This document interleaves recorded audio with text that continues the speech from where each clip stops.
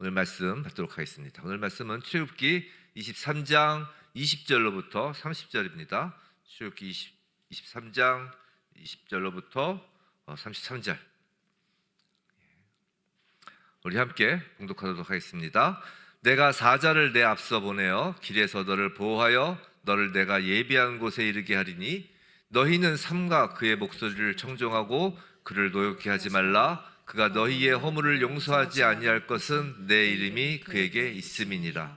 내가 그의 목소리를 잘 청종하고 내 모든 말대로 행하면 내가 내 원수에게 원수가 되고 내 대적에게 대적이 될지라.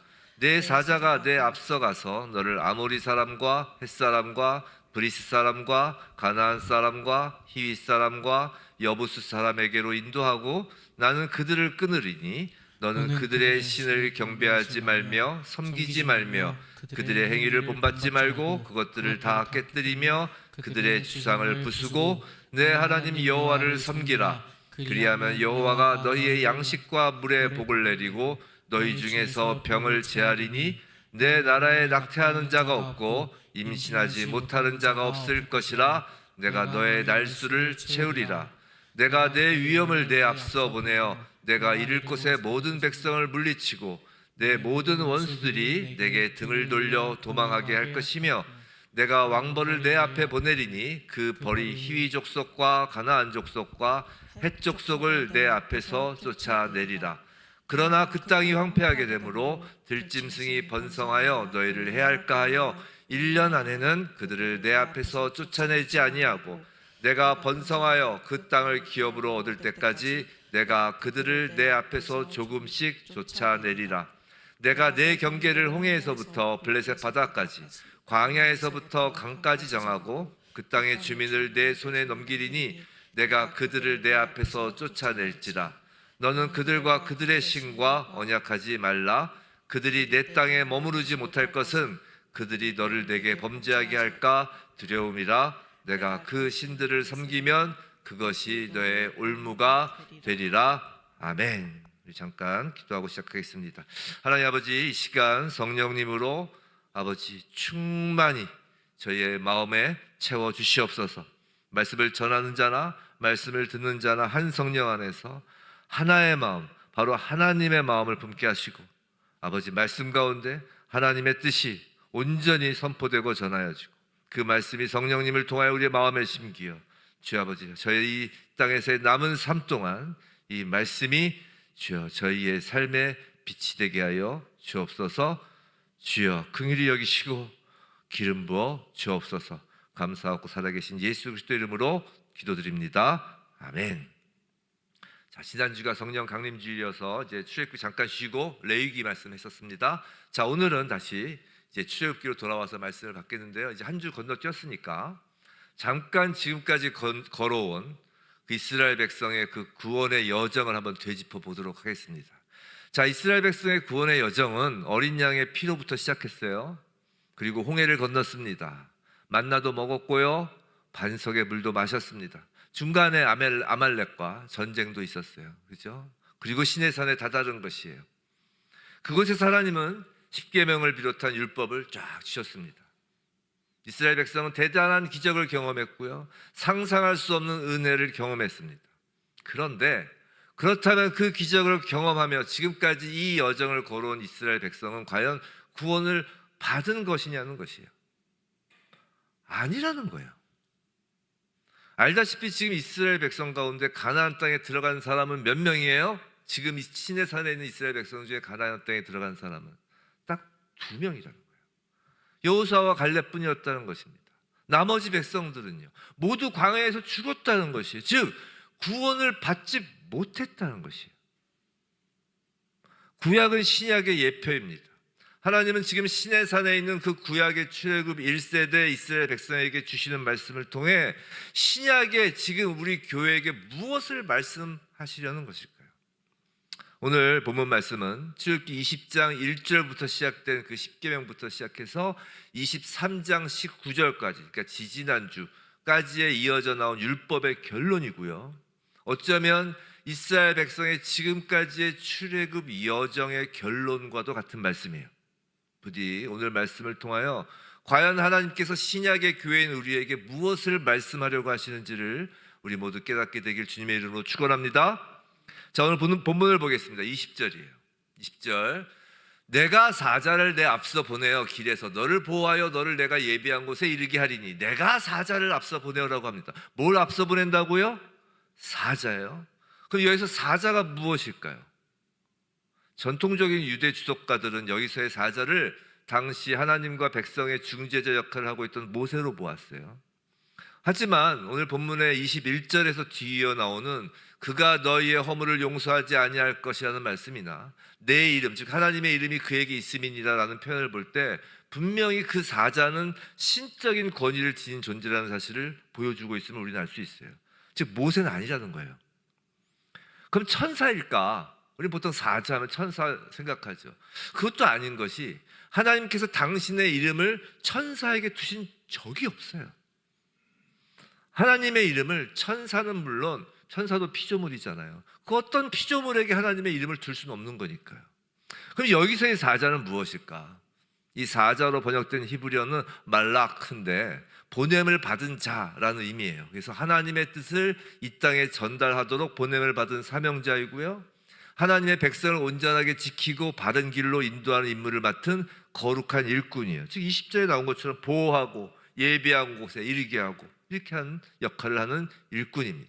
그 사명을 가지고 이 땅으로 보냄받은 존재, 그런데 피조물은 아닌 존재, 누구죠? 예수님인 거예요. 맞아요. 예수 그리스도를 가리키는 거예요. 다시 말씀드리지만 구약은 신약의 예표입니다. 여기서 말락, 사자는 성육신 하시기 전에 성자 예수 그리스도를 가리키는 거예요. 구약에 성자 하나님이 안 나타나시는 게 아니에요. 다만 성육신을 하시지 않았을 뿐이죠. 그죠? 우리가 창조도 성부 하나님과 성자 하나님의 성령 하나님의 함께 하심으로 창조가 이루어진 잖아요. 창세기 처음부터 그런 거거든요. 여하튼 지금 예수 그리스도를 가리키는 것입니다. 그런데 오늘 장면 쭉 시작할 때 본문을 보셨으니까 아시겠지만 이 사자가 하는 게 뭐예요? 앞서서 이방 족속들에게 이스라엘 백성을 인도하고 그 이방 족속들을 끊어내는 일을 합니다. 그들을 쫓아내고 그 땅을 점령하는 그런 내용들이 있잖아요. 즉 전쟁을 지금 내용으로 하고 있다고요. 그렇다면 우린 여기서의 사자가 바로 군대 장관이다라는 것을 어렵지 않게 알 수 있죠. 자, 하나님은 이스라엘을 출애굽시키시면서 여러 번 그들에게 군대다라고 부르신 것을 우린 잘 알고 있어요. 그럼 여기서의 사자가 군대 장관이면 우린 이제 성경 어디를 봐야 하냐면 이제 여호수아서를 이제 봐야 합니다. 여호수아서 5장입니다. 여호수아서 5장 13절부터 15절 우리 한번 같이 읽어볼까요? 시작. 여호수아가 여리고에 가까이 이르렀을 때에 눈을 들어본즉 한 사람이 칼을 빼어 손에 들고 마주서 있는지라. 여호수아가 나아가서 그에게 묻되 너는 우리를 위하였냐 우리의 적들을 위하느냐 하니 그가 이르되 아니라 나는 여호와의 군대 대장으로 지금 왔느니라 하는지라.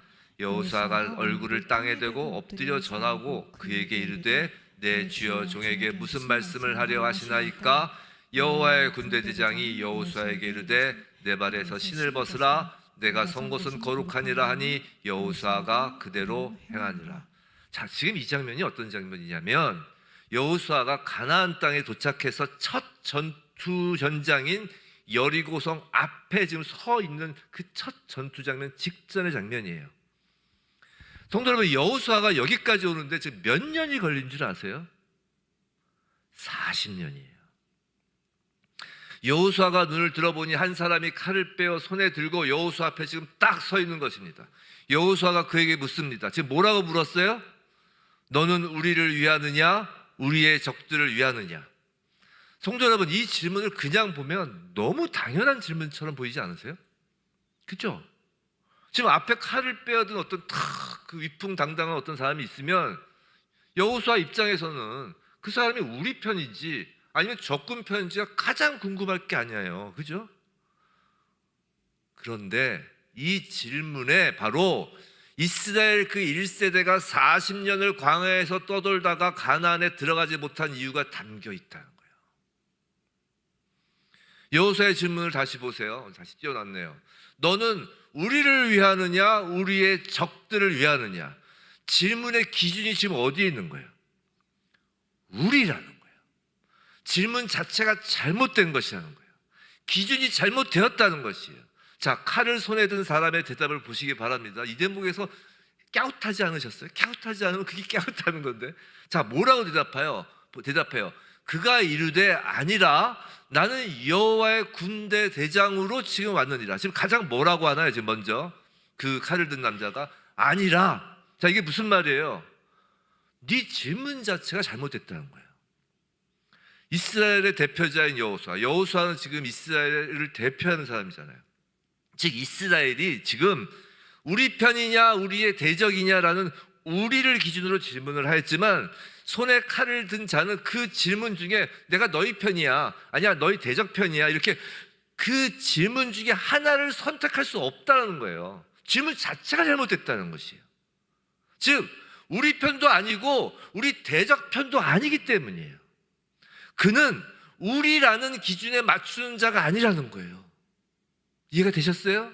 지금 그는 말하는 거예요. 나는 여호와의 군대 대장이라고 말해요. 누구의 군대 대장이에요? 이스라엘의 군대 대장이요? 아니라는 거예요. 이스라엘의 대적의 군대 대장이요? 아니라는 거예요. 지금 누구의 군대 대장이라고 이야기했어요? 여호와의 군대 대장이라는 것이에요. 성도 여러분, 우리는 얼마나 자주 지금 여호수아와 같은 질문을 던지며 신앙생활 하는지 몰라요. 하나님이 우리 편이 되어 주시길 바라고 그렇게 기도를 합니다. 하나님이 우리의 대적을 물리쳐 주기를 얼마나 간구하는지 모릅니다. 그런데 바로 이스라엘 백성이 그러다가 광야에서 죽었다는 것이에요. 이스라엘 백성이 40년 그 험난한 시간을 광야에 걸어오면서 제일 하나님 앞에서 받은 그 무서운 질책이 뭐였어요? 불신의 문제였잖아요. 이런 거예요. 이스라엘 백성들은 급하면 하나님을 찾습니다.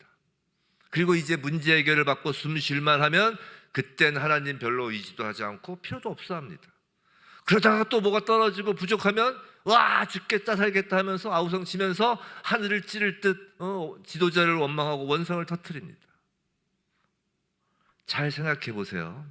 이스라엘의 그 상태가 어떤 상태인가 하면 그들은 하나님이 자신들을 애굽에서 건져내신 것을 알아요. 그죠?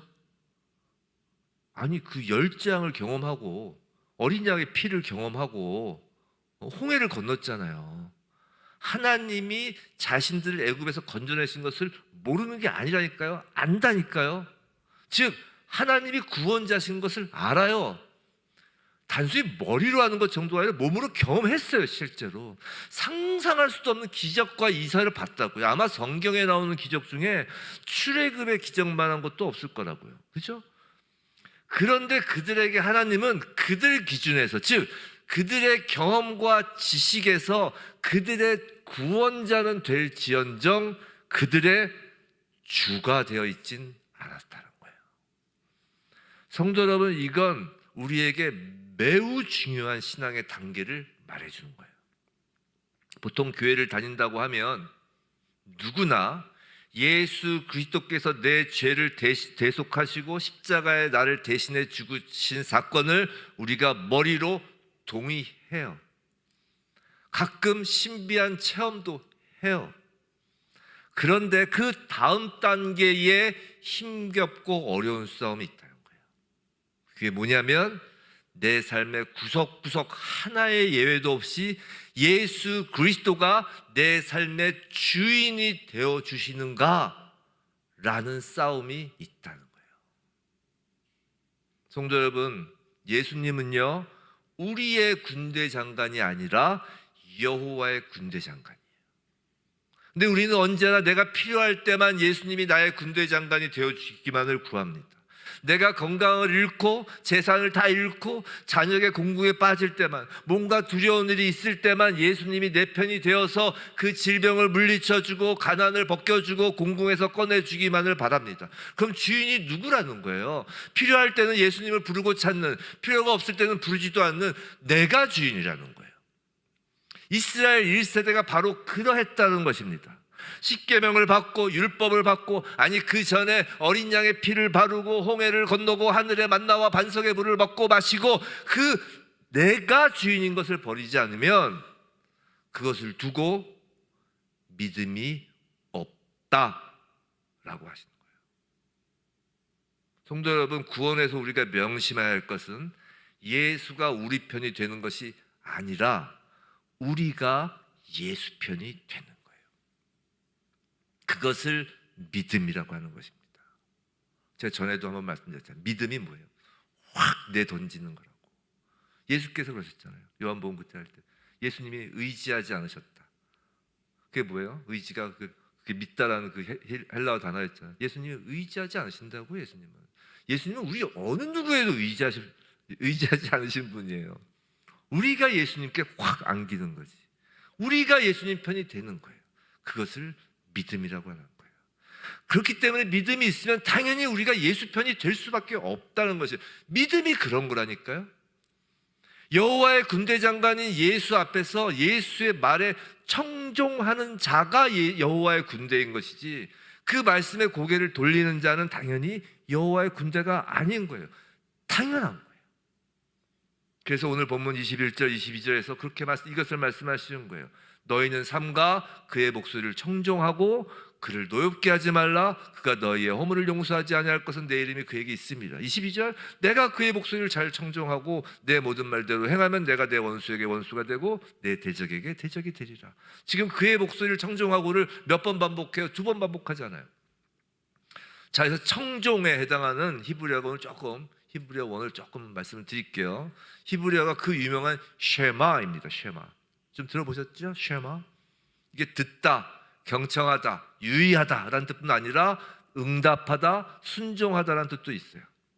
요한복음 10장 27절에서 예수님이 이렇게 말씀하셨어요. 내 양은 내 음성을 들으며 나는 그들을 알며 그들은 나를 따르느니라. 자, 지금 양이 어떻게 한다고요? 일단 들어요. 그죠? 그리고 따른다고 그래요. 그래서 듣는다는 헬라어는 아쿠오고요.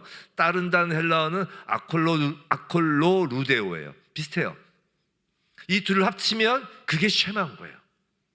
듣는다, 신뢰한다, 그렇게 순종하며 따라간다. 즉 듣고 따르는 것을 합쳐서 청종이라고 오늘 본문에서 번역된 쉐마인 거라고요. 성도는 순종은요, 우리가 가끔 순종에 대하여 좀 이렇게 그것도 잘못된 생각은 아니지만 이렇게만 생각해요. 뭐라고 하냐, 우리가 무언가를 해내는 거, 우리가 무언가를 해내고 우리가 무언가를 좀 이렇게 눈에 보이는 무언가 가시적인 걸 해내는 것. 근데 순종은 그런 문제 이전에 우리가 누구 편에 서 있는가의 문제예요. 순종이란 그저 우리가 하나님 말씀, 이 율법을 지키고 힘써 지키고 죄된 행실을 하지 않는 것 정도가 아니라고요. 하나님은 이미 구약 이스라엘 백성을 통하여 우리에게 보여주셨어요. 뭘 보여주셨어요? 구약 이스라엘 백성을 통하여 너희 인간이란 존재는 아무리 힘쓰고 애써도 하나님의 거룩을 담고 있는 율법을 지켜낼 수 없어. 그걸 보여주신 거예요. 구약의 이스라엘은 우리의 무력함과 무가치함을 보여주는 예표거라고요. 우리는 모두 그런 이스라엘이었던 우리 자신을 그리스도의 십자가 앞에서 발견한 사람들이에요. 성도 여러분, 하나님은요, 당신의 구원 계획을 포기하거나 바꾸신 적이 없어요. 성부 하나님의 구원 계획은 이미 창세전부터 예수 그리스도 안에 담겨 있었고 그 계획을 이루시기 위해 성자 하나님이 내려오신 것이에요. 무기력하고 무가치한, 쉽게 말해 죽었고 죽은 것과 다를 바 없는 우리를 구원하기 위해 내려오신 예수 그리스도, 십자가 대속을 이루신 예수 그리스도, 부활로 전쟁의 승리를 선포하신 그 성자 하나님이신 예수 그리스도는 바로 그 성부 하나님의 변할 수 없는 구원 계획을 순종하심으로 성취하신 거예요. 그리고 성령 하나님은 오셔서 성부 하나님의 구원 계획과 성자 하나님의 구원의 성취가 여러분 각 사람에게 적용되도록 성령 하나님이 오신 거예요. 그래서 구원은 전적으로 삼위 하나님의 협력 작업이에요. 자, 성령께서 오셔서, 그럼 우리에게 각자에게 오셔서 이제 지난주에 성령 강림 주일날 성령에 대해서 이야기했으니까 좀 더 자세히 보면, 그럼 성령께서 오셔서 자 무엇을 하실까요? 여호와의 군대 장관인 예수의 목소리를 청종케 하는 거예요.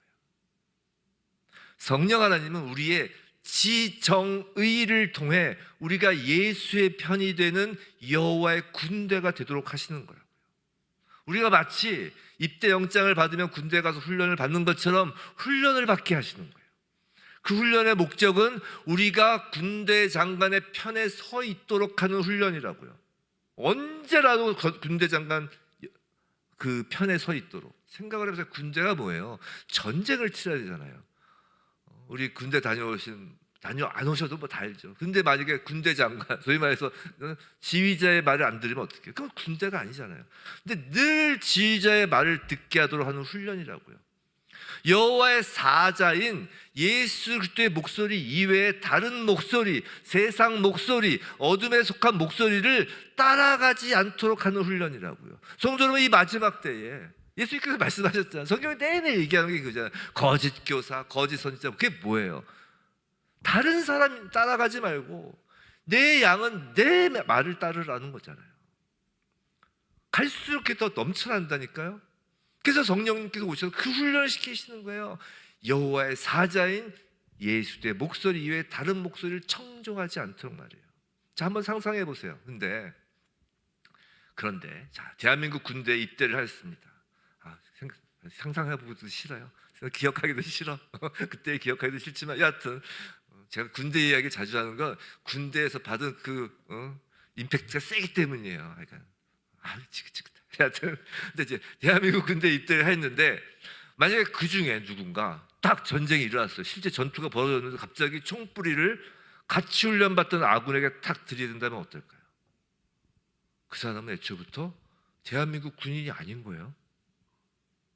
자, 이런 겁니다. 21절 다시 보면 21절에서 너희는 삼가 그의 목소리를 청종하고, 자, 이 다음부터 봐요. 그를 노엽게 하지 말라. 그가 너희의 허물을 용서하지 아니할 것은 이제 내 이름은 그에게 있습니다. 자, 여기서 노엽게 하다라고 번역된 히브리어 원어가 탐메르인데 이것은 노엽게 하다라기보다는 가혹하게 하다, 쓰라리게 하다예요. 즉 예수 그리스도를 가혹하게 대하고 쓰라리게 하는 거예요. 그러는 거예요. 뭐 하면? 청종하지 않으면.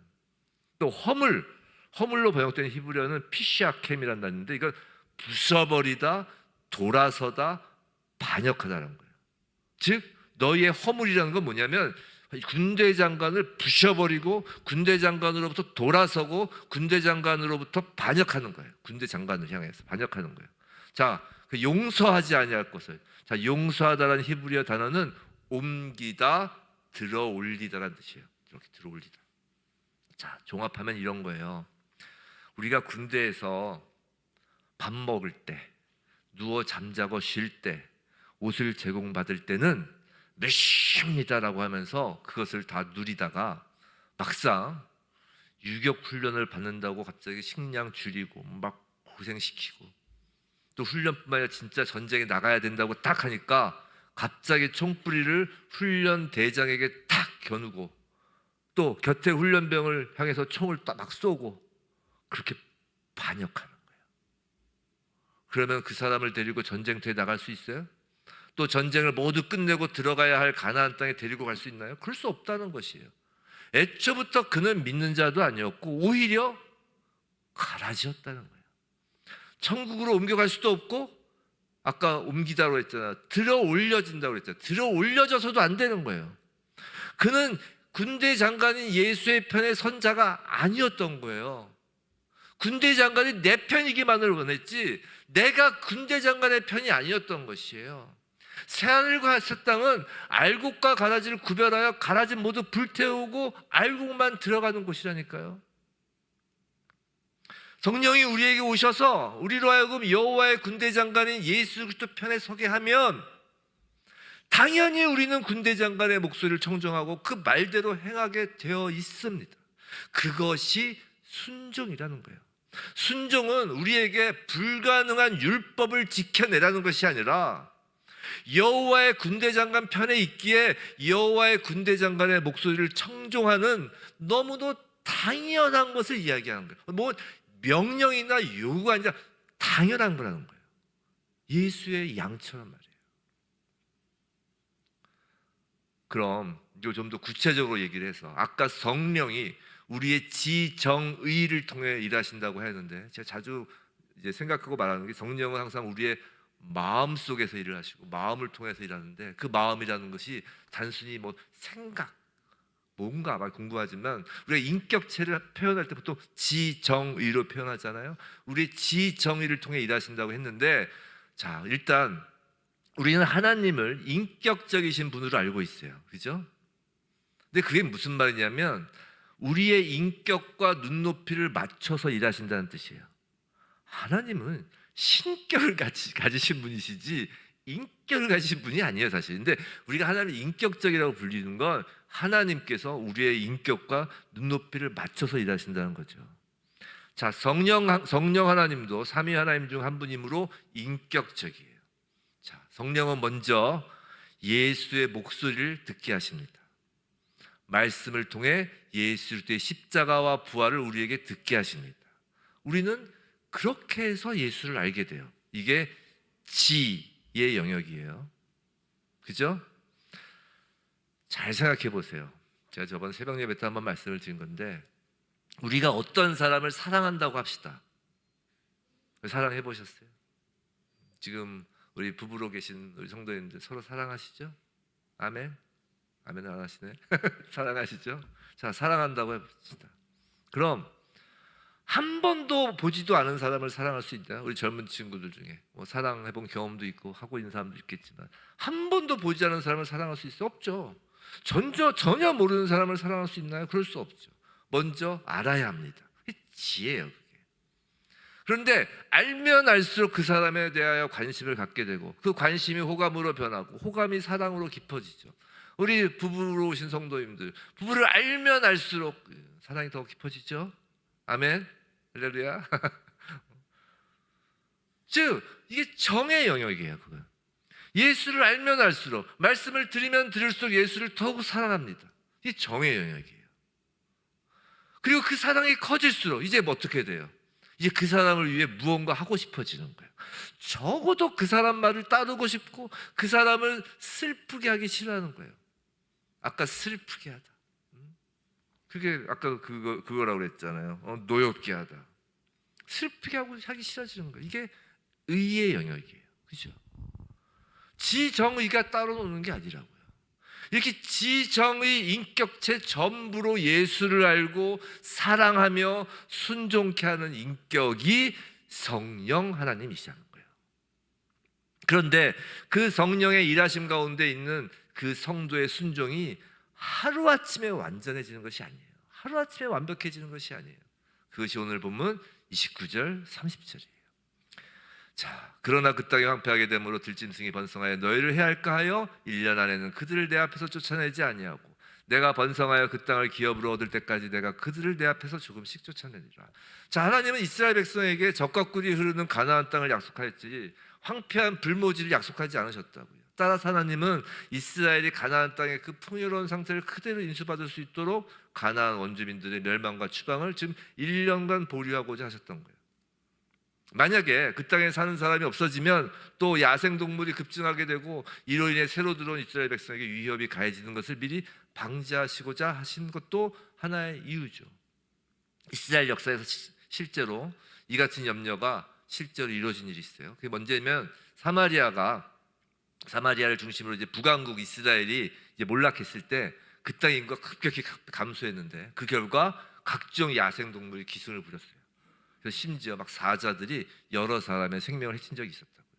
자, 그럼 이 구절, 이 말씀이 무엇을 말씀하시는 걸까?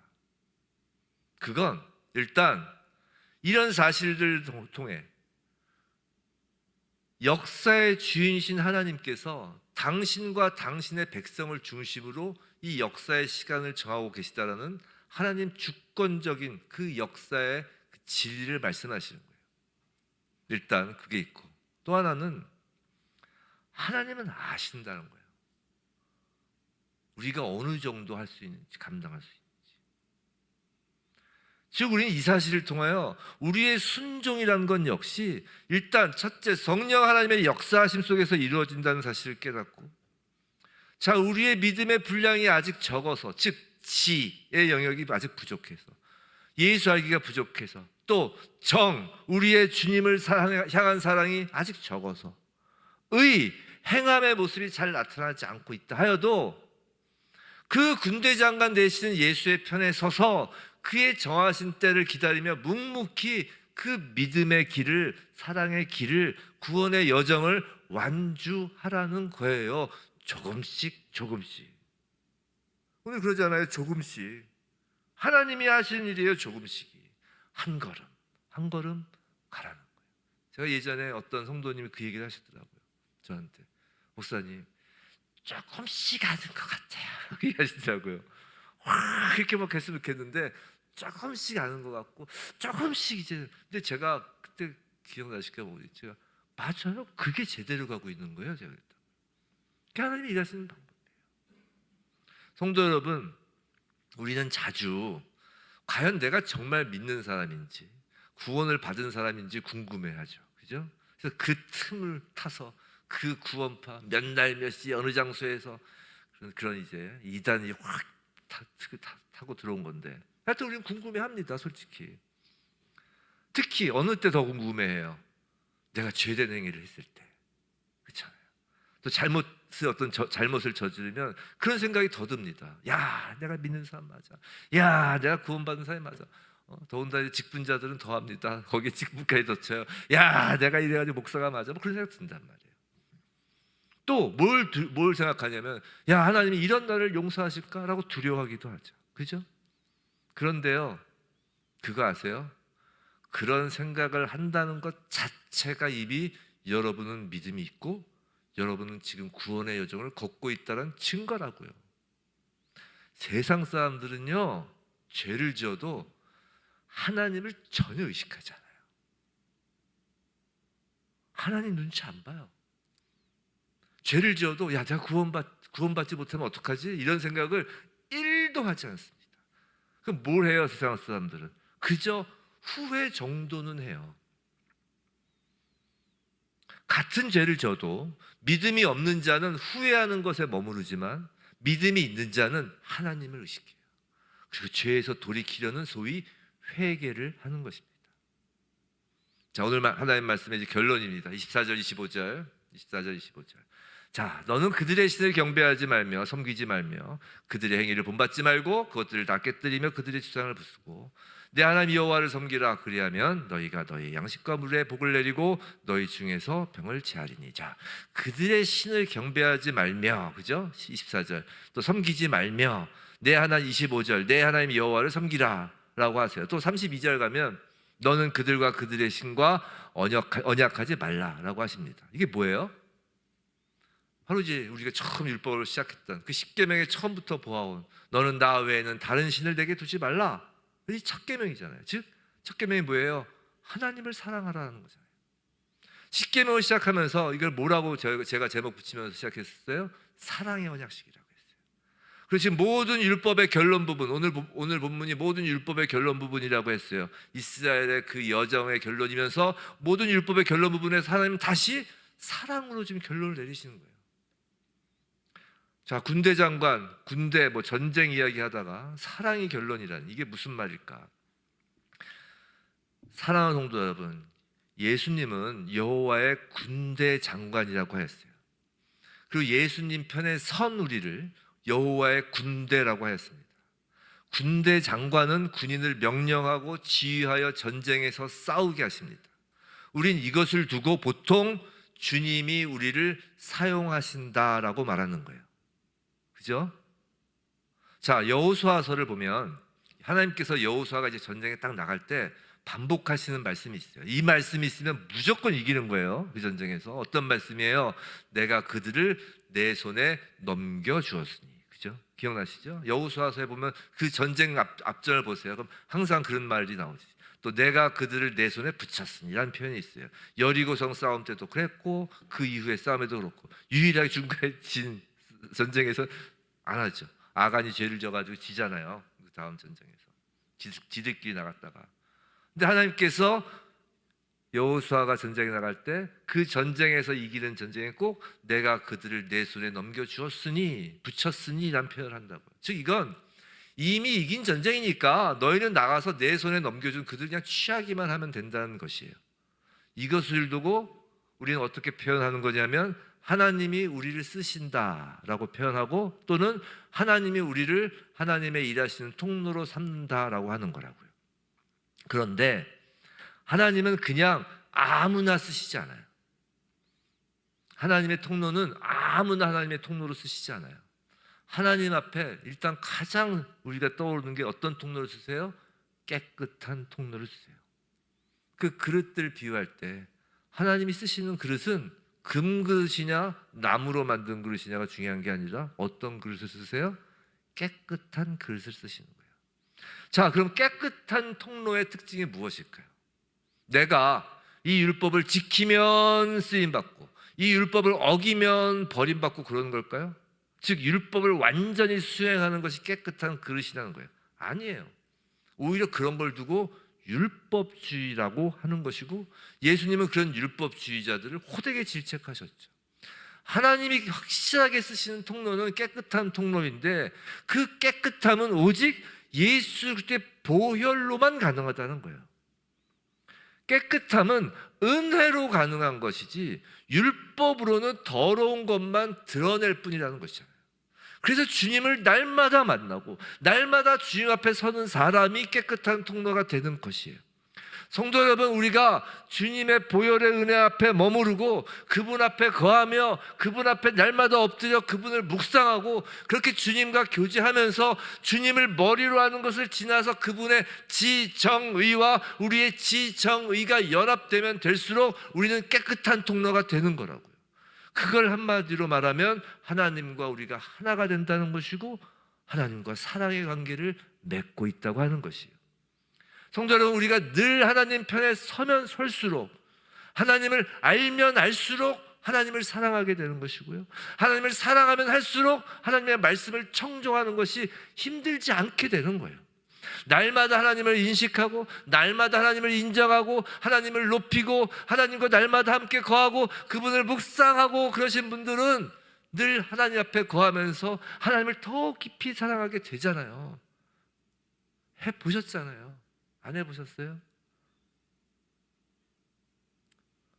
왼발을 걸을 때도 예수님이 그려지고 오른발을 걸을 때도 예수님이 그려지고 걸음걸이 한 걸음마다 예수님이 그려지고 아침에 눈을 떠도 예수님이 생각나고 밤에 잘 때도 예수님께 감사하고 하루 종일 주님과 함께 그런 경험 한번 해보시지 않으셨어요? 안 해보셨으면 해봐야 돼요.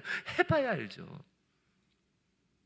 그럼 정말로 하나님을 사랑하게 되면 그런 사람에게선 하나님께 쓰임받는 특징이 저절로 드러난다는 거예요. 무엇일까요? 첫째 특징은 죄를 가볍게 여기지 않게 돼요. 그래서 비록 시간이 걸려도 아까 그랬잖아요. 시간이 걸려도 조금씩이라도 날마다 죄에서 멀어집니다. 이건 기본이죠. 자, 둘째 특징은 뭐예요? 둘째 특징. 자, 기본이 됐으니까 이제 교회 봉사 열심히 하고 헌금 꼬박꼬박 하는 걸까요? 교회 봉사하면 신앙이 좋은 것이고 헌금하면 믿음이 있는 걸까요? 아니에요. 그런 것은 자칫하면 이 시대에 나타나는 새로운 율법주의가 될 수 있어요. 자, 둘째 특징은 자기 의로 살지 않는 거예요. 요한복음 15장에 예수님의 그 유명한 말씀이시잖아요. 내 안에 거하라. 나도 너희 안에 거하리라. 포도나무 그 이야기 지금 화면에 떴네요. 그렇죠? 나는 포도나무여 너희는 가지라. 그가 내 안에 내가 그 안에 거하면 사람이 많은 열매를 맺나니 나를 떠나서 너희가 아무것도 할 수 없다. 이게 무슨 말이에요? 내 힘으로 할 수 없다는 것이 인정된다는 거예요. 바로 하나님 의존적인 삶이 나타나는 거예요. 다시 말하면 어떤 거예요? 하나님의 주권을 온전히 인정하는 모습이에요. 하나님께 쓰임받는 사람 나타나는 특징 세 번째는요, 이제 하나님의 눈치를 봅니다. 군인이라면 당연히 자기 지휘관, 군대 장관의 눈치를 봐야죠. 반대로 누구 눈치를 안 볼까요? 사람 눈치를 안 보는 거예요. 사도 바울이 이야기하잖아요. 갈라디아서에서 이제 내가 사람들에게 좋게 하랴, 하나님께 좋게 하랴, 사람들에게 기쁨을 구하랴. 내가 지금까지 사람들의 기쁨을 구하였다면 그리스도의 종이 아닙니다. 이거 쉽지 않아요. 이거 쉽지 않습니다. 특히 목사들 쉽지 않아요. 정말로. 제가 그리스도의 종이기를 기도해 주시기 바랍니다. 자, 네 번째, 하나님이 말씀하신 것에 대한 순종을 지연하지 않는 거예요. 하나님 말씀하신 것에 대한 순종을 늦추지 않는 거예요. 지연하지 않는 거예요. 즉시하는 거예요. 뭘 즉시해요? 순종을 즉시하는 거예요. 그래서 야고보서에 그러므로 하나님이 선을 행할 줄 알고도 행하지 않으면 죄니라. 사람이 선을 행할 줄 알고도 행하지 않으면 죄니라라고 한다고. 이것이 하나님이 쓰시는 사람의 특징이에요. 성도 여러분, 여러분은 여호와의 군대 장관 예수 그리스도의 편에 선 예수 그리스도의 군대가 맞습니까? 우리가 예배 끝나고 항상 파송의 노래하면서 주님의 손과 발 이렇게 막 찬양하는데 정말로 주님의 손과 발이 되어 쓰임 받고 싶나요? 통로가 돼야죠. 그렇죠? 내가 쓰임 받고 싶다고 해서 쓰여지는 게 아니에요. 하나님이 쓰시는 그릇은 깨끗한 그릇이라니까요. 그럼 그 특징이 우리에게 나타나는 거예요. 우리가 죄를 가볍게 넘길 수 있나요? 자기 의로 살 수 있나요? 사람 눈치를 보나요? 순종을 지연하고 있나요? 그런데 이렇게 하지 말아야지. 정말 이렇게 살면 안 되는데 이렇게 하지 말아야지 하면서도 우리는 못한다는 것이에요. 그걸 그 이스라엘 백성이 보여줬다니까요. 우리는 한계가 있다는 것이에요. 그럼 어떻게 하면 될까요? 우리에게 해야 될 건 그럼 뭔가요? 바로 주님을 사랑하는 거예요. 저는 그래서 신앙생활 중에 약간 지정이라고 그랬잖아요. 전 정을 매우 중요하게 여기는 사람이에요. 제가 이제 말씀을 중시하기니까 지라고 생각하지만 지도 중요하죠. 하지만 정말 중요한 건 정이에요. 생각해 보세요. 시골 무학의 할머니들이 옛날에 그들이 그 많은 성경 지식을 갖고 있어서 예수님을 사랑했을까요? 정말 몸 움직이기 힘든 분들이 어떤 그 의지적 행동을 해서 사랑했을까요? 정말 핵심은 사랑하는 거예요. 성도 여러분, 성령이 임하시면 주님을 듣고 알게 되고, 안다라는 것은 이제 점점 경험하는 거예요. 주님을 알면 알수록, 경험을 하면 할수록 우리가 매일 주님을 묵상하고 매일 주님과 함께하고 말씀과 기도로 늘 주님께 엎드리면 주님을 사랑하게 된다니까요. 그래서 주님이 너무 좋으면 이게 전부가 되는 거예요. 주님을 너무 사랑해서 교회 봉사를 하면요, 교회 봉사한다고 상처를 받을 수가 없어요. 주님 사랑해서 하는데 왜 나만 해? 이런 생각할 수 없다니까요.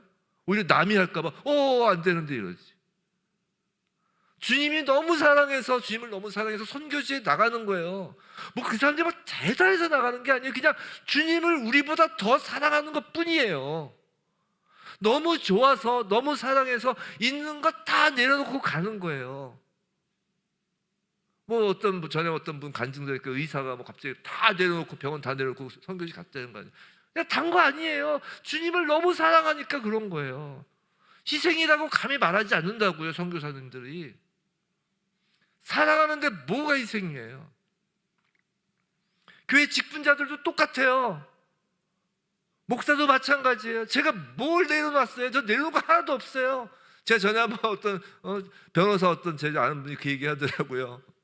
변호사를 내려놓고 목사. 아니에요. 하나님이 저를 오히려 변호사보다 더 좋은 목사 자리로 옮기신 거지. 그냥 사랑하다 보니 이렇게 된 거예요. 그게 맞잖아요. 뭘 내려놔요? 뭘 희생해요, 저희가? 우리 장로님들 뭘 희생하면서 주님을 섬깁니까? 그냥 주님이 너무 좋은 거죠. 너무 사랑하는 거죠. 권사님들 안 그러세요? 희생이라고 감히 말할 수 없어요. 우리 그냥 사랑하는데 뭐가 희생입니까? 좋아서 하는 건데. 주님을 너무 사랑해서 자발적으로 주님 편에 서는 거예요. 주님을 너무 사랑해서 남보다 앞서서 새벽같이 일어나 주님의 목소리에 청중하는 거예요. 새벽 예배 왜 하세요? 새벽 예배 주님 사랑해서 그러는 거잖아요. 주님을 너무 사랑해서 다른 사람이 먼저 할까봐 서둘러 나서서 주님이 하자는 일을 하는 거예요. 아까 말씀드린 것처럼 교회 봉사요. 주님을 다른 사람이 먼저 할까봐 내가 알아서 하는 거 내가 해야지 하고서 뺏길까봐 주님 사랑하는 건 내가 그걸 좀 표현하는 방법인데, 주님을 너무 사랑해서 낙심하지 않고 내가 비록 죄를 졌어도 내가 주님 사랑하니까 다시 일어나는 거예요. 그리고 끝까지 죄와 전쟁을 치는 것입니다.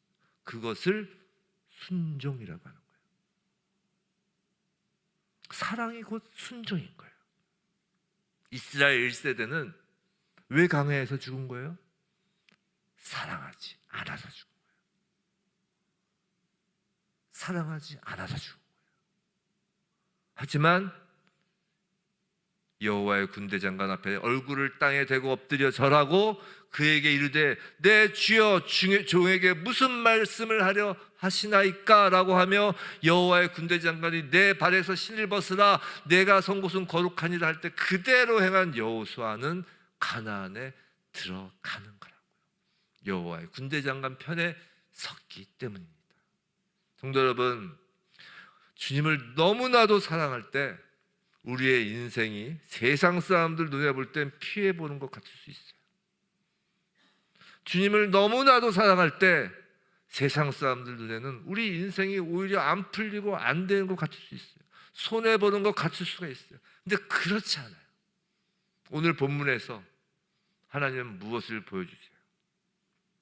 자막이 없는데 무엇을 보여주세요?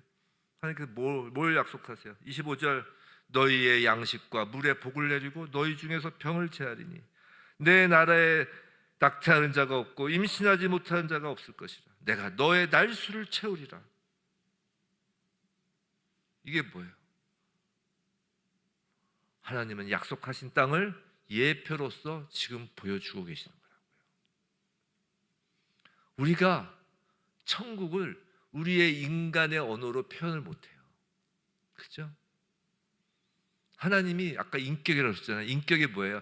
딱 우리 수준에 맞춰서 일하시는 거예요. 딱 우리 수준에 맞춰서 우리가 천국은 이럴 거야 라는 수준으로 딱 우리의 언어로 지금 표현을 하신 거예요. 우리가 주님을 너무 사랑할 때 바로 이 하나님께서 약속하신 땅을 예표로서 미리 보여주시는 것입니다. 부디 주님을 사랑하여 순종함으로 오히려 우리의 삶을 역전시키시고 더 놀랍게 인도하시는 여호와의 군대 장관이신 주님을 경험한 이 땅에서의 삶을 살기를, 이 땅에서의 삶을, 그 주님을 경험하는 삶을 살기를 주님의 이름으로 축원합니다.